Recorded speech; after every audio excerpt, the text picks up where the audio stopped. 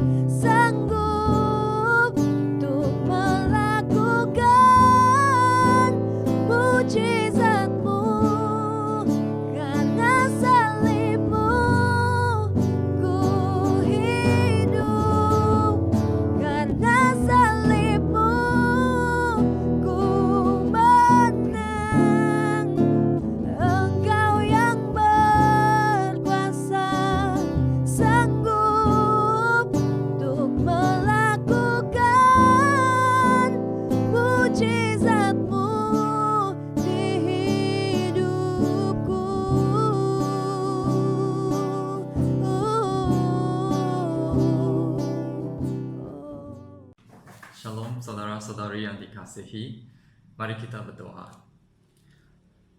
Allah Bapa kami yang di surga, firman-Mu pelita bagi kaki kami, cahaya bagi jalan kami.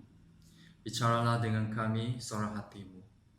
Gunalah hamba-Mu yang hina ini, supaya kehendak-Mu disampaikan dengan jelas.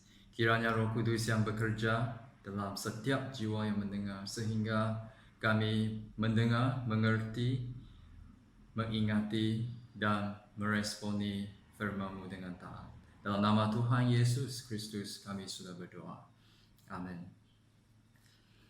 Saudara-saudari, kami sudah masuk ke dalam fasa keempat perintah kawalan pergerakan, dan kami bersyukur kerana keadaan di Malaysia semakin bertambah baik.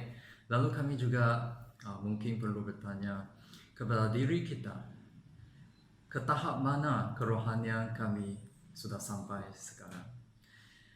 Dan virus itu begitu kecil dan tidak kelihatan, tetapi kesannya begitu meluas dan mendalam di seluruh dunia. Bagaimana pula dengan iman kita sebagai Kristian? Adakah iman kita sebagai biji sesawi, walaupun kecil tetapi mampu membawa impak dan transformasi positif yang cukup meluas di seluruh dunia? Sejak wabak COVID-19 merebak dan menular di seluruh dunia, banyak keperluan telah timbul. PKP dilaksanakan, vaksin dicari-cari dan sebagainya diusahakan. Namun saudara-saudari, di antara semua keperluan ini, termasuk keperluan asas kita, apakah keperluan terbesar umat manusia yang sebenar? Dan bagaimana kita sebagai manusia membuat respons pada akhir zaman ini?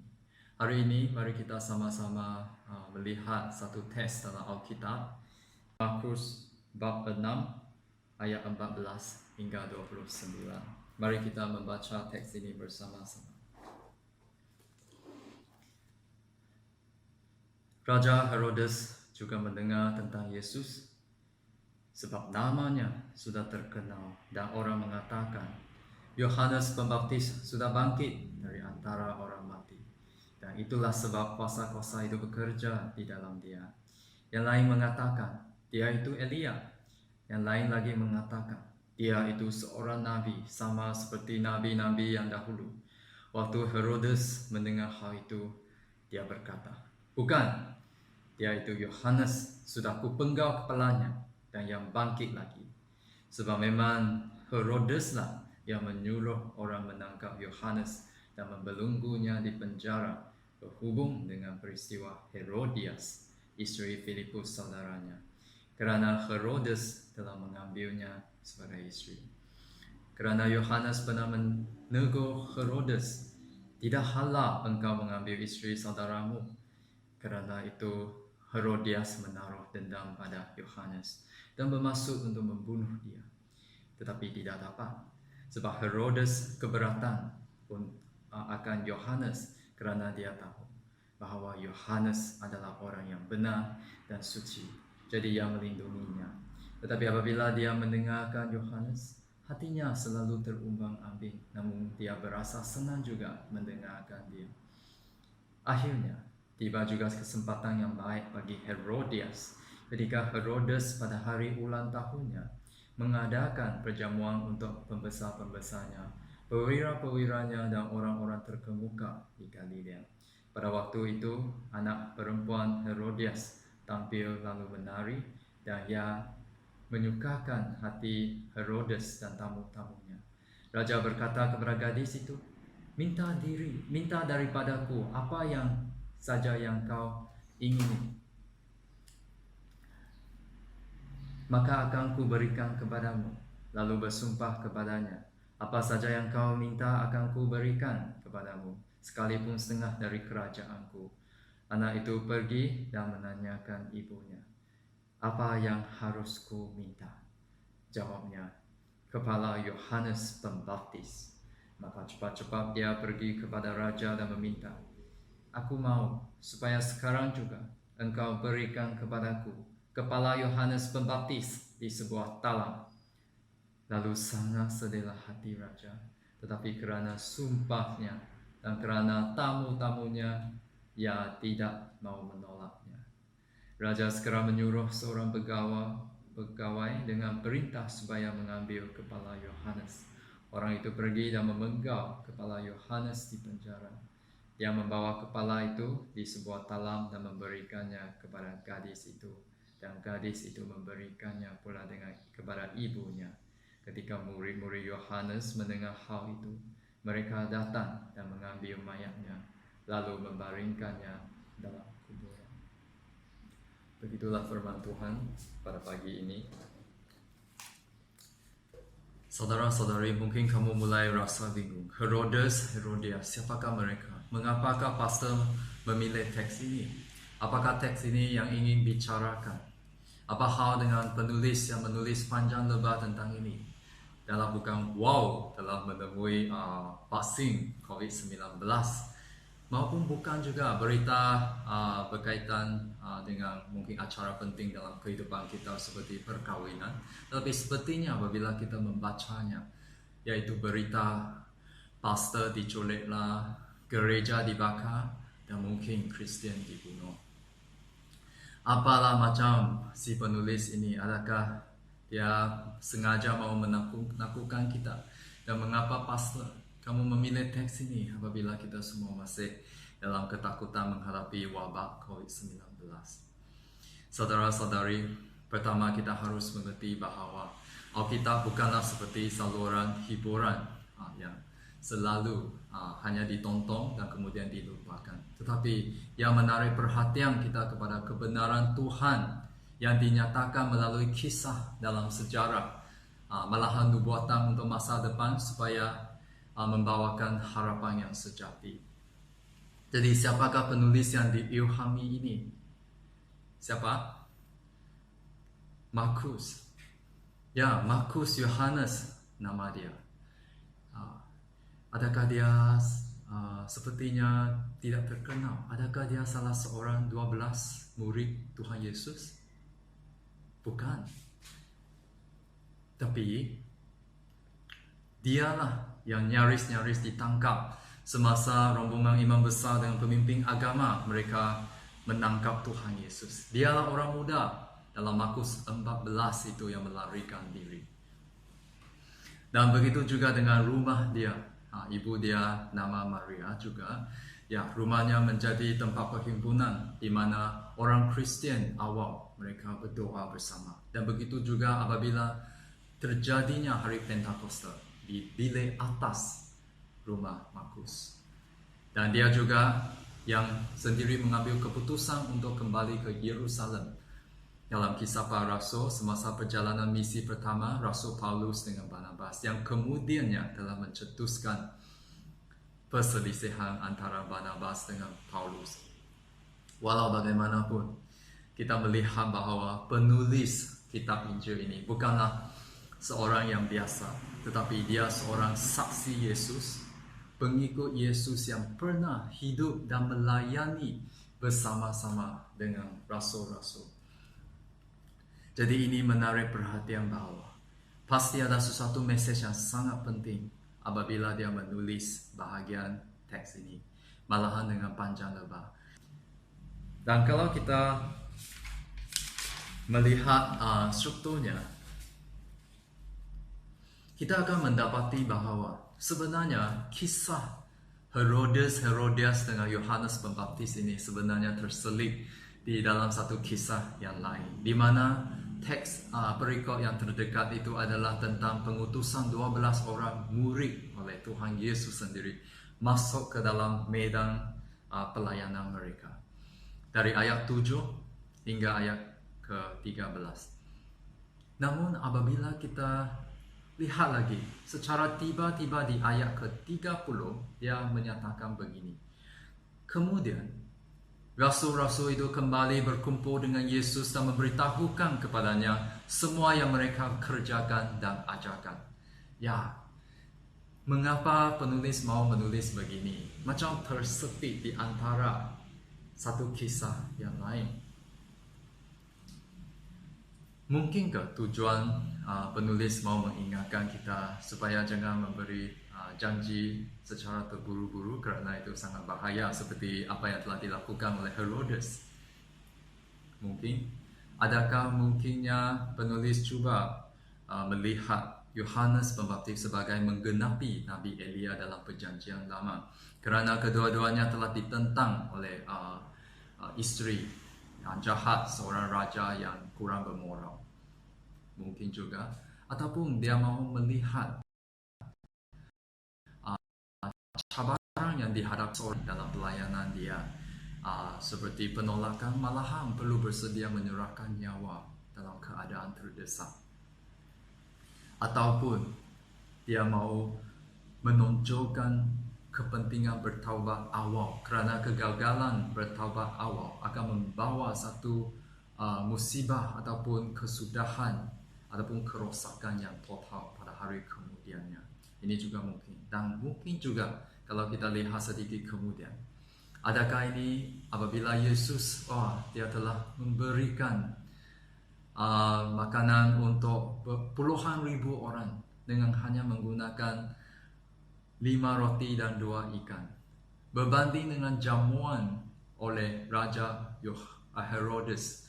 Adakah ini ada satu message yang cuba diselipkan untuk satu perbandingan di bawah pemerintahan Raja Duniawi dengan pemerintahan Raja dari syurga?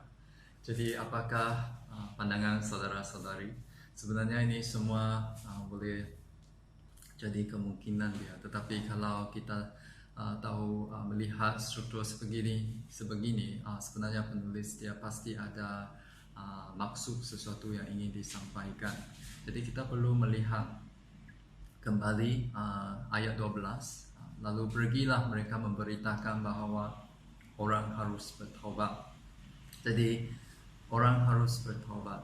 Dan lepas itu ini salah satu pusat pelayanan tumpuan mereka. Jadi kalau kita lihat awal Injil Markus, kita lihat bagaimana Yohanes Pembaptis menyeru juga pertobatan orang sebagai pembuka jalan dan pelurus jalan. Yaitu seperti hari ini apabila kita mendengar siren dan melihat motosikal polis yang mau lalu satu jalan, kita tahu bahawa di belakang dia ada seseorang yang sangat penting, pembuka jalan. Jadi lepas itu dalam bab 1 ayat 14 dan 15 kita melihat bagaimana Tuhan sendiri apabila dia memulakan pelayanan dia, pertama-tama dia sudah mengisytiharkan dan menyeru, kerajaan Allah sudah dekat, bertaubatlah dan terimalah Injil. Jadi itulah mesej pertaubatan. Saudara-saudari, apakah masalah utama manusia pada hari ini? Apakah keperluan yang paling besar dalam kehidupan kita? Sebenarnya kegawatan ekonomi, kebincangan politik, kekacauan sosial, malahan masalah kesehatan bukanlah masalah yang terbesar. Tetapi masalah yang terbesar adalah sesuatu yang dalam manusia, yaitu sifat dosa manusia. Yaitu sehingga walaupun negara-negara hari ini begitu maju dan canggih, malahan dengan sistem pendidikan yang begitu holistik, ajaran-ajaran agama yang memenuhi ruang-ruang ibadah, tetapi mengapakah dunia hari ini masih begitu teruk? Sampai dalam wabak COVID-19, banyak hal yang menyakiti hati telah terjadi. Orang Cina di negara asing telah dipukul dengan teruk hanya kerana fitnah. Negara-negara maju saling menuding jari daripada berganding bahu untuk menyelesaikan masalah ini. Ada lagi pihak ingin penutup muka dan dijual semula pada harga yang sangat menakutkan. Ada orang meludah air liur pada jari, lepas itu menekan butang lift. Semua ini menunjukkan bahawa betapa jahat dan rosaknya dunia ini. Keperluan kita adalah anugerah Tuhan. adalah kasih karunia yang telah dinyatakan melalui Yesus Kristus. Maka kita semua harus bertaubat. Kerana Raja Herodes, dia tidak mendengar nasihat Yohanes Pembaptis, dan itu telah menanam benih dendam, dan itu telah menjadikan benih itu mekar dan akhirnya berkesudahan dengan satu pembunuhan yang sebenarnya menyakiti hati Raja Herodes sendiri juga. Kalau pada awalnya dia mendengar nasihat, dia tidak berkahwin dengan Herodias, yaitu istri saudara dia, Filipus I, yang hanya seorang rakyat Romawi. Jadi tidak akan terjadi penceraian antara Herodias dengan Filipus I, dan tidak juga akan terjadi penceraian Herodes dengan istri pertama dia. Herodes ini siapa? Banyak Herodes dalam Alkitab, tetapi Herodes ini tidak berkaitan dengan kisah Natal Yesus Kristus. Dia ini adalah Herodes Antipas, yang kemudian telah dikatakan dalam Lukas bahwa dia dengan Pontius Pilatus telah menjadi kawan baik semasa penangkapan Tuhan Yesus. Jadi kerana satu kesilapan yang tidak berpusing balik, yang tidak bertaubat, akhirnya dia telah menjadi satu kesudahan yang begitu rumit. Kerana kita tahu bahawa walaupun Herodes Antipas menangkap dan memenjarakan tetapi sebenarnya hati dia sangat menghormati dia sebagai seorang yang benar dan suci. Namun apabila dia memberi janji dengan terburu-buru, mungkin selepas minum, dia tidak dapat lagi menarik balik apa yang telah diucapkan dan disumpah itu. Saudara-saudari, adakah dalam hidup kita juga ada hubungan yang rosak, berdosa dan beracun seperti rasa itu? Tidak apa, tetapi kerana ketidaktaubatan inilah akhirnya menyumbang kepada penyaliban Tuhan Yesus Kristus. Ya, kalau kita lihat, Herodias memang berdendam dan dia sudah merancang menunggu peluang untuk membunuh Yohanes Pembaptis. Begitu juga dengan imam besar, dengan pemimpin agama. Mereka juga Kristus dan mereka menunggu peluang itu. Herodias memperalahkan suami dia, Raja Herodes. Pemimpin agama mereka menggunakan siapa? Yudas Iskariot. Herodes keberatan untuk membunuh, tetapi dia tetap melaksanakan apa yang telah dijanjikan. Pontius Pilatus juga dia rasa keberatan kerana dia tidak dapat mencari apa satu pun kesalahan pada Tuhan Yesus, dia tidak dapat cari, tetapi dia juga terpaksa akur kepada tekanan majoriti, dan murid Yohanes mengambil mayat dia dan mengebumikan dia di dalam kubur. Begitu juga yang terjadi dengan Tuhan Yesus. Itulah dalam Matius bab 7. Bagaimana Tuhan Yesus kata, Elia, tetapi orang tidak mengenalinya. Mereka berbuat sesuka hati terhadapnya. Begitulah mereka akan lakukan kepada anak manusia. Inti pertaubatan sangat penting. Pertaubatan bukanlah satu perasaan menyesal saja, tetapi pertaubatan menuntut penyerahan diri sepenuhnya dengan mutlak secara peribadi kepada Tuhan, sehingga ada tindakan dan komitmen yang berpusat pada Tuhan sendiri. Saudara-saudari, kita mungkin sudah percaya kepada Tuhan sekian lama, ataupun kita mungkin masih ragu-ragu. Jadi apakah masih ada hubungan yang beracun, yang berdosa, yang masih mengikat kita, tetapi kita rasa okey saja? Bayangkan kalau seseorang yang dia rasa dia sebenarnya sudah kena jangkit COVID-19, tapi tiada tanda, dia rasa dia sendirinya okey. Lepas 14 hari, mungkin dia mula ada tanda, tetapi dia masih keras kepala kata, saya tidak mau pergi berjumpa dengan doktor. Apakah kesudahannya? Kesudahannya ialah bukan saja dia akan mengancam, membinasakan diri dia sendiri, tetapi dia juga akan mengancam orang-orang di sekelilingnya.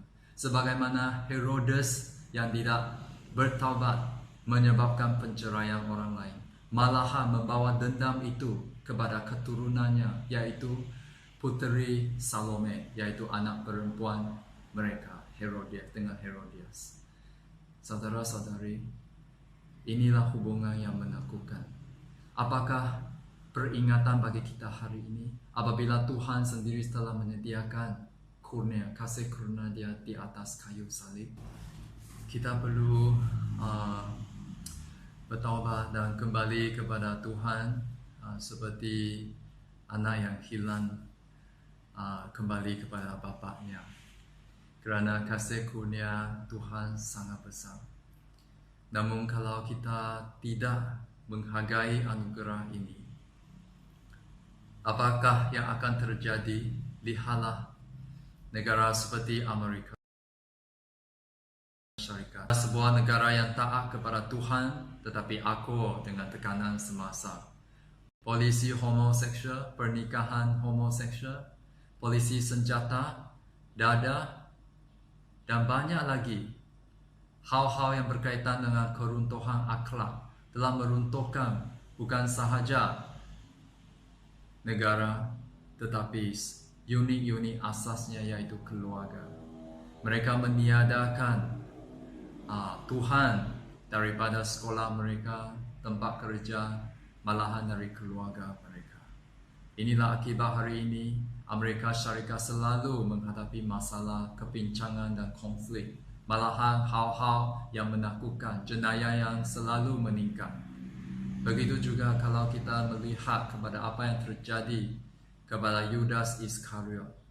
Ya, walaupun dia telah diberi peluang, walaupun sepertinya dia ragu-ragu juga, tetapi kerana dia tidak bertaubat, kesudahannya sudah sebenarnya dinubuatkan oleh Tuhan Yesus Kristus, di mana dia kata, sememangnya anak manusia akan mati seperti yang dinubuatkan.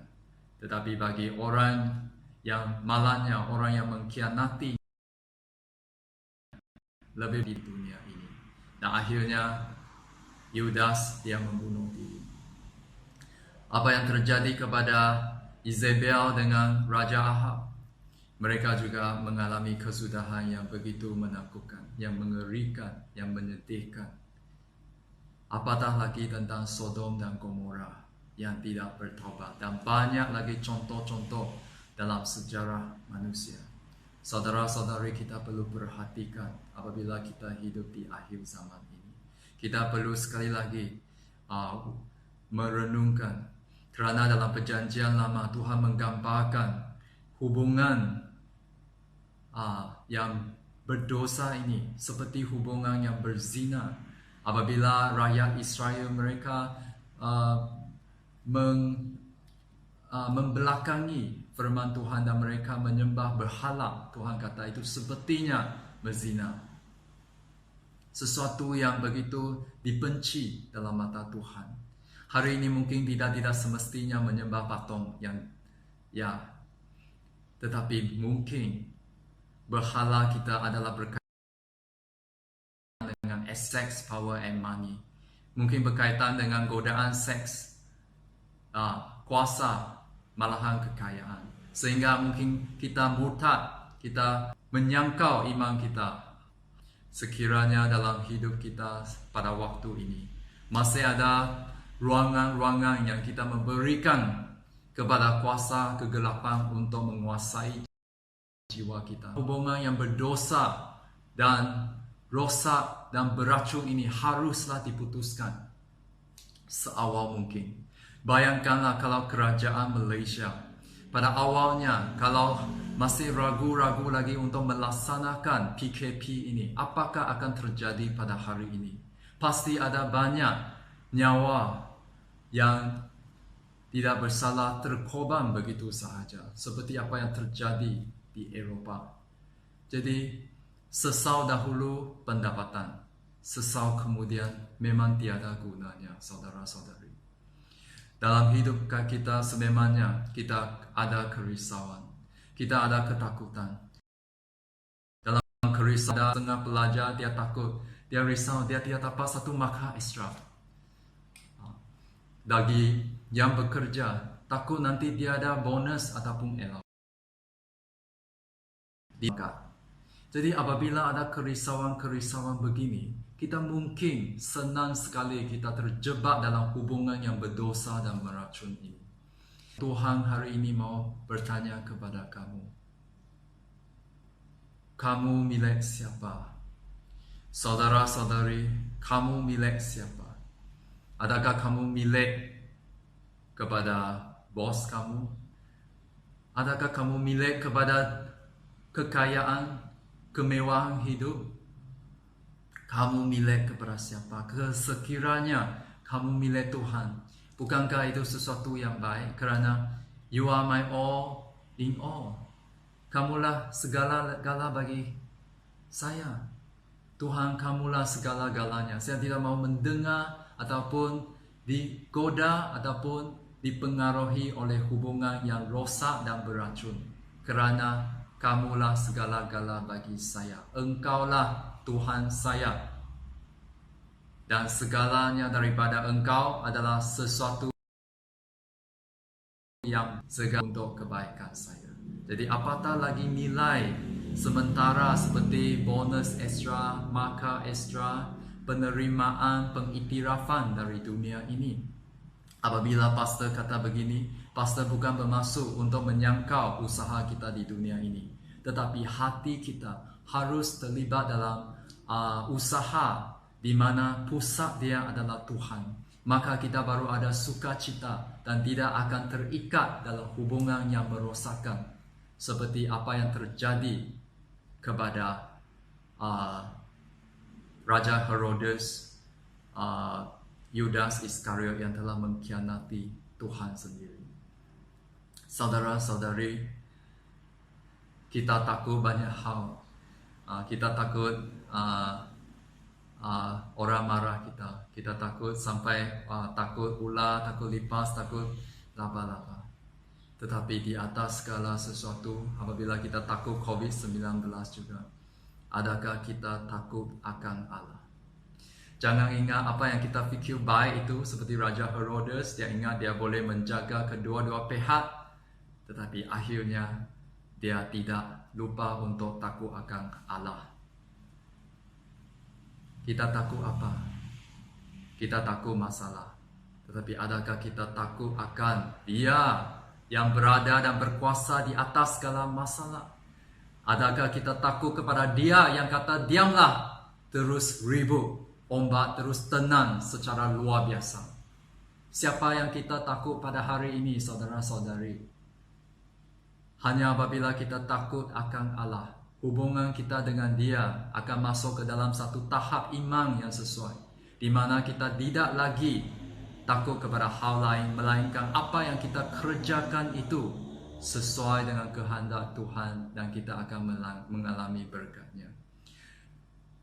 Bertaubatlah awal, saudara-saudari. Janganlah kata tunggu dulu seperti ramai orang kata, saya harus tak apa, tengoklah perompak di sebelah Tuhan Yesus, kita masih ada masa.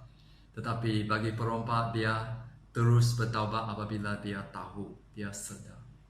Tetapi kalau kita sengaja melengahkan apa yang kata Tuhan dalam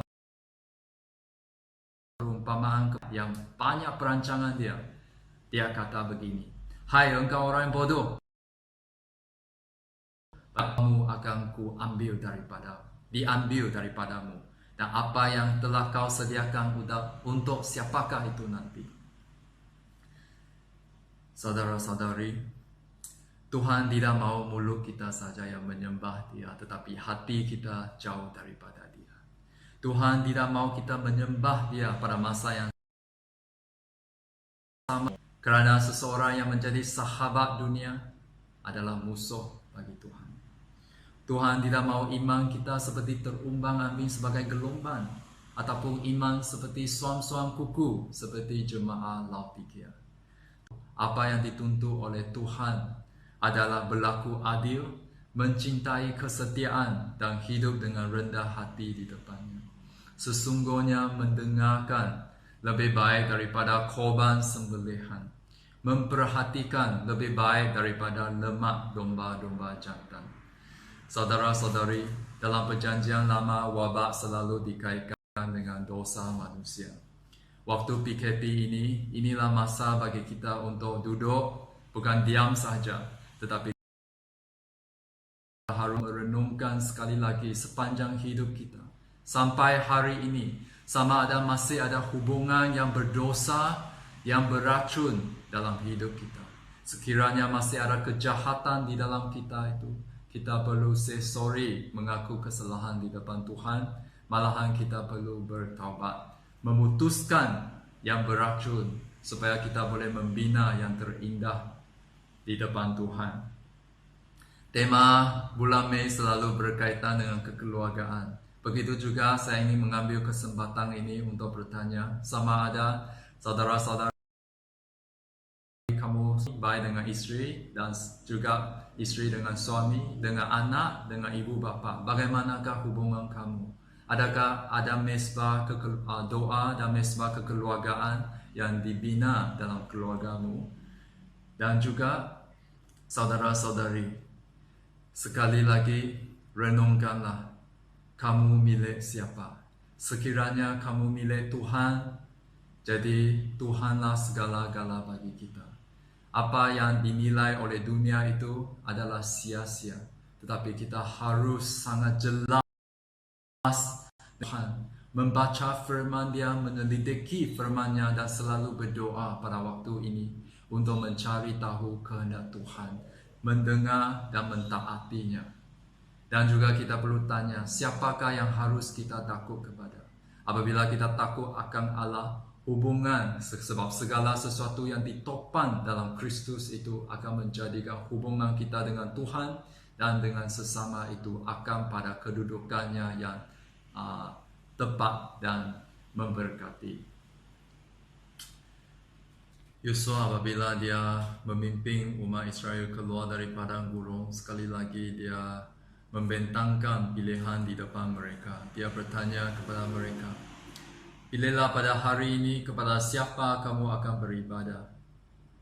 Dan pilihan dia sendiri ialah, tetapi aku dan seisi rumahku, kami akan beribadah kepada Tuhan.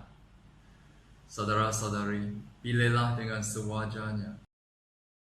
Perlu pendapatan sesudahnya. Tuhan berkati kalian. Amin.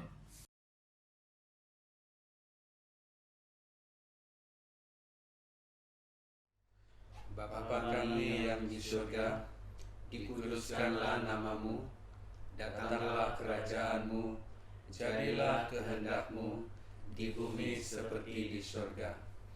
Berikanlah kami pada hari ini makanan kami yang secukupnya, dan ampunilah kami akan kesalahan kami, seperti kami juga mengampuni orang yang bersalah kepada kami. Dan janganlah membawa kami ke dalam pencobaan, tetapi lepaskanlah kami daripada yang jahat, karena Engkaulah yang mempunyai kerajaan dan kuasa dan kemuliaan sampai selama-lamanya. Terima kasih Bapa, terima kasih Bapa di dalam surga, ku